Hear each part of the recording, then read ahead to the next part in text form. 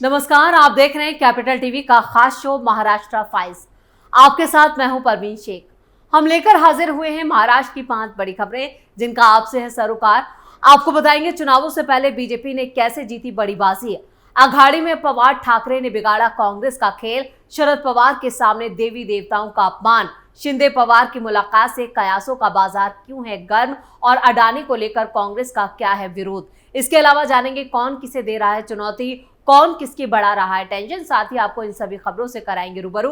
लेकिन तमाम बड़ी खबरों में आगे बढ़ने से पहले एक नजर डालते हैं महाराष्ट्र की टॉप हेडलाइंस पर। महायुति में नहीं बन रही है सीट बंटवारे पर बात। अजीत पवार ने 80 सीटों की मांग। शाह ने फिर दोहराया 160 सीटों पर ही चुनाव लड़ेगी बीजेपी। अघाड़ी में चुनाव से पहले ही बगावत हुई तेज। मुंबई की सीटों पर कांग्रेस को बड़ा झटका। पवार ठाकरे ने कर दिया खेला। महाराष्ट्र चुनाव से पहले विपक्ष को लग सकता है तगड़ा झटका। हिंदू देवी देवताओं के अपमान पर भड़का हिंदू समाज। शरद पवार के सामने हिंदू धर्म के अपमान पर मचा बवाल। चुनावों के ऐलान से पहले सीएम एकनाथ शिंदे और शरद पवार की मुलाकात। विपक्षी गठबंधन ने बनाया मुद्दा। अडानी को लेकर विपक्ष फिर हुआ हमलावर। कांग्रेस का महायुति सरकार पर हमला। कहा सत्ता के आखिरी दिनों में की जा रही है अडानी की मदद। खबरों में सबसे पहले बात बीजेपी की। महाराष्ट्र विधानसभा चुनावों को लेकर और जीत हासिल करने के लिए बीजेपी एक साथ कई मोर्चों पर रणनीति बना रही है। पार्टी महायुति के दलों को साथ रहते हुए 160 सीटों पर चुनाव लड़ने की रणनीति बना चुकी है। शाह ने साफ कर दिया है कि बीजेपी 160 सीटों पर ही चुनाव लड़ेगी। 2019 में 164 सीटों पर बीजेपी ने चुनाव लड़ा था और 105 सीटों पर जीत दर्ज की थी, जिससे साफ है कि जब बीजेपी ज्यादा सीटों पर चुनाव लड़ती है उसे फायदा होता है। वहीं वो राज्य विधानसभा में सबसे बड़ी पार्टी की पोजीशन को बरकरार रखना चाहती है। केंद्रीय गृह मंत्री अमित शाह के महाराष्ट्र दौरे में चुनावी तैयारियों और चुनौतियों पर बातचीत हुई थी।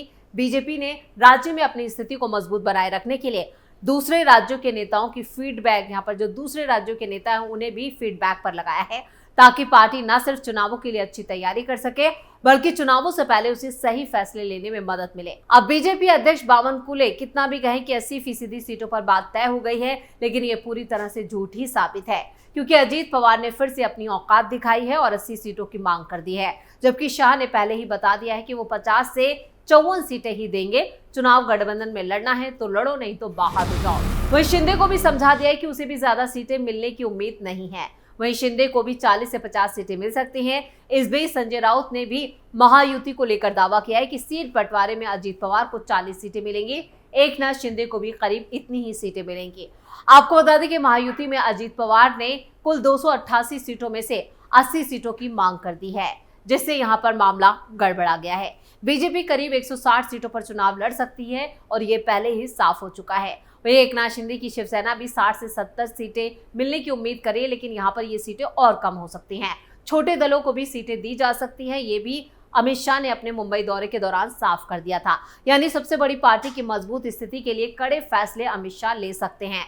बीजेपी की कोशिश है कि वो कम से कम 160 सीटों पर चुनाव जरूर लड़े, जिसमें फीडबैक पर पिछले प्रदर्शन के आधार पर 125 सीटों पर खासतौर पर फोकस करने और चुनाव में 100 से ज्यादा सीटों पर जीत हासिल करने की बीजेपी ने रणनीति बनाई है। बीजेपी को 2019 में चुनावों में 105 सीटों पर जीत मिली थी और इससे पहले पार्टी को 2014 में अकेले चुनाव लड़ने पर 122 सीटें मिली थी। तब पार्टी को मोदी लहर का भी फायदा मिला था।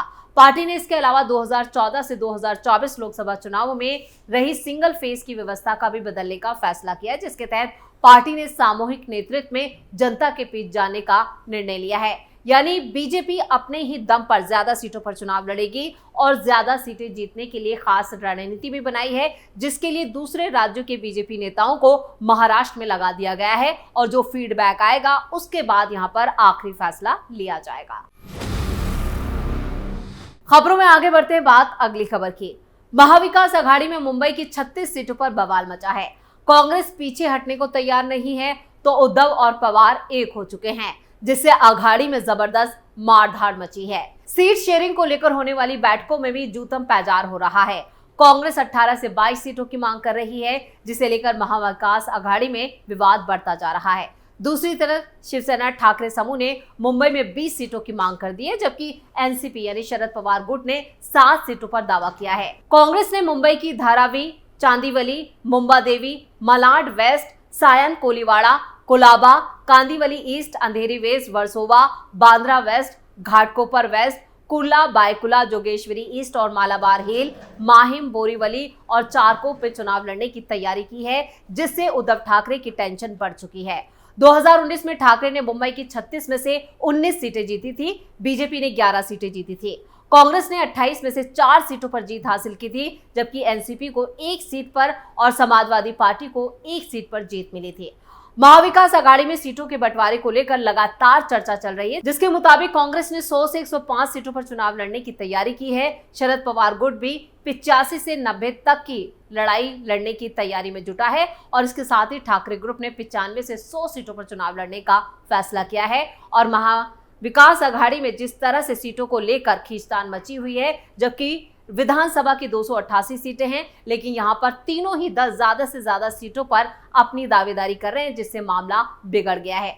अब यहां पर महाविकास आघाड़ी की जो बैठकें हैं वो पितृपक्ष में होगी और उसके बाद सीट आवंटन के बारे में आखिरी फैसला का जो घोषणा है वो नवरात्रि से पहले या नवरात्रि के दौरान लिया जा सकता है। लेकिन सीटों की खींचतान में यहां पर कांग्रेस जो है वो पिछड़ती हुई दिख रही है। खबरों में अब बात अगली खबर की।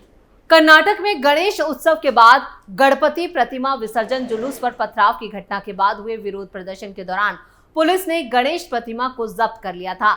इससे इलाके में तनाव फैल गया। पुलिस के इस कदम से न सिर्फ कर्नाटक बल्कि महाराष्ट्र समेत पूरे हिंदू समुदाय में काफी नाराजगी देखी जा रही है। ये पहली बार नहीं है जब किसी धार्मिक आयोजन के दौरान भगवान की प्रतिमा को जब्त किया गया हो, जिससे लोगों के बीच चिंता बढ़ी है। गणपति हिंदू धर्म में सबसे ज्यादा पूजनीय देवता माने जाते हैं और हर शुभ कार्य की शुरुआत गणेश वंदना से की जाती है।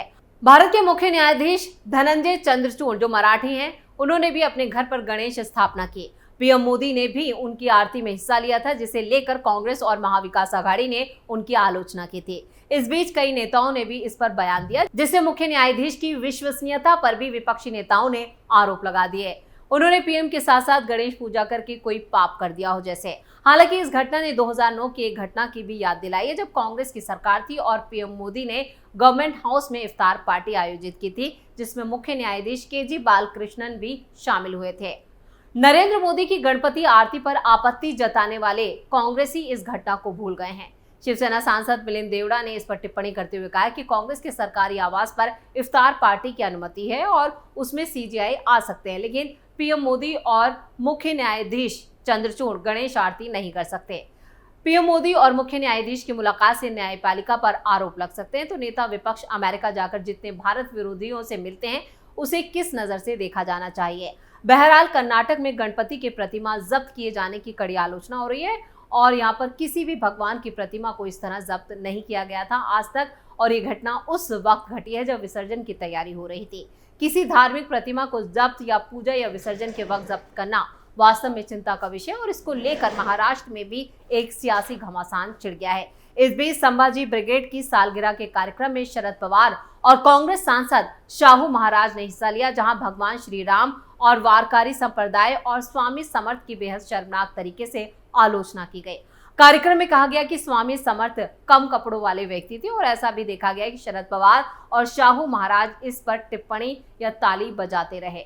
इन घटनाओं के बीच ये सवाल उठता है कि विपक्ष शासित राज्यों में और विपक्षी नेताओं की मौजूदगी में बहुसंख्यक हिंदू समुदाय की आस्था पर हमले क्यों हो रहे हैं। इन घटनाओं के बीच ये सवाल उठता है कि विपक्ष शासित राज्यों और विपक्षी नेताओं की मौजूदगी में बहुसंख्यक हिंदू समुदाय की आस्था पर हमले क्यों हो रहे हैं। क्या विपक्षी दल सिर्फ एक समुदाय विशेष के वोट से चुनाव जीतते हैं या फिर तुष्टीकरण की राजनीति में इतने डूब चुके हैं कि सही और गलत का फैसला या इसका भेद समझ नहीं पा रहे।